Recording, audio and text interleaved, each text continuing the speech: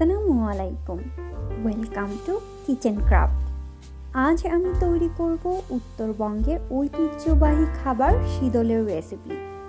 খুবই মজাদার একটা খাবার যা শুটকি মাছ, কচু পাতা, ধনিয়া গুঁড়ো, জিরা গুঁড়ো দিয়ে তৈরি করে রোদে শুকিয়ে বানিয়ে সংরক্ষণ করা হয়ে থাকে। শীদলের তৈরি ভর্তা ও তরকারি বেশ জনপ্রিয়। আজ আমি শীদলের ভর্তা তৈরি করে দেখাবো, আশা করি আপনাদের ভালো লাগবে। আর আমার রেসিপি ভালো লাগলে অবশ্যই শেয়ার করতে ভুলবেন না।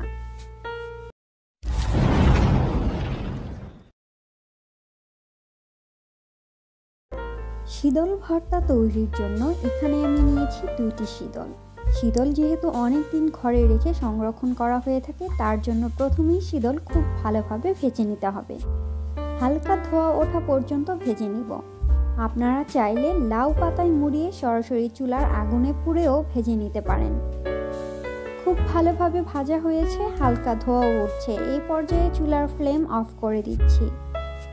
চুলা থেকে বাটিতে নিয়ে অ্যাড করছি গরম পানি। গরম পানিতে ভিজিয়ে রাখবো 10 মিনিট।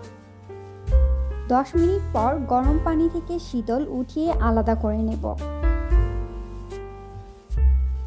এবার একটি প্যানে নিয়ে নিচ্ছি কিছু কাঁচামরিচ আর কিছু শুকনো মরিচ।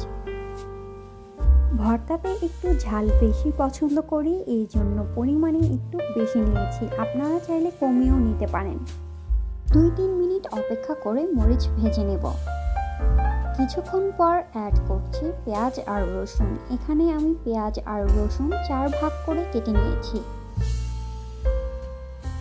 অ্যাড করছি সরিষার তেল পরিমাণ মতো। 2 মিনিট ভেজে নেব।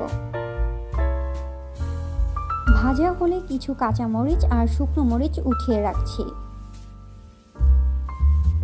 অ্যাড করছি ভিজিয়ে রাখা শীদল। এখন অ্যাড করছি সামান্য লবণ। প্রয়োজন হলে পরে আবার অ্যাড করে নিব।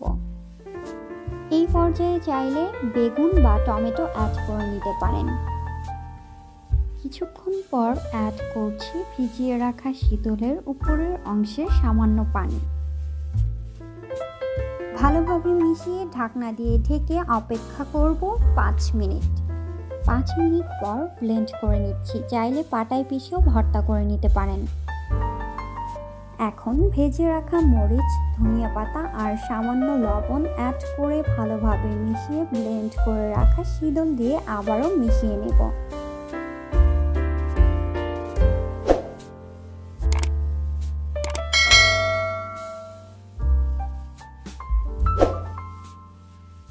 মজাদার শীদল ভর্তা তৈরি। আশা করি আপনাদের ভালো লেগেছে। আর আমার রেসিপি ভালো লাগলে অবশ্যই লাইক, কমেন্ট এবং শেয়ার করতে ভুলবেন না।